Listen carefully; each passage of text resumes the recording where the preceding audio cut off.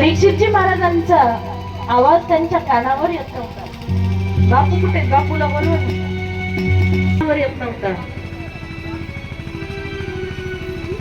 अवस्थेमध्ये भगवंताचं भजन करत, भगवंताचं ध्यान करत बसलेले, ध्यानमग्न अवस्थेमध्ये बसलेले होते.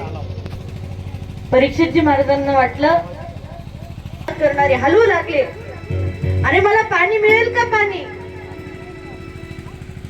मला काही खायला मिळेल का? पाणी मिळेल. मध्ये मेलेला साप घेतला आणि शमीक मुनींच्या गळ्यामध्ये मेलेला साप परीक्षितजी महाराजांनी टाकला.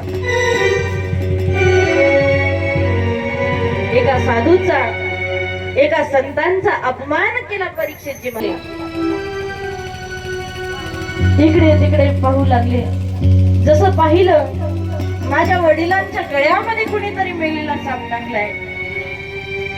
कोणी केलं असेल हे दुष्कृत्य. पाहू लागले. पाहता पाहता पाहता कोणी केलं असेल माहित नाही.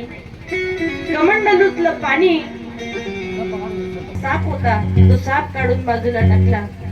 कमंडलू मधलं पाणी हातामध्ये घेतलं आणि हातामध्ये पाणी घेतल्यानंतर विषक नावाचा नाग येईल आणि त्याला दंश करेल. परीक्षितजी महाराजांना श्राप दिला.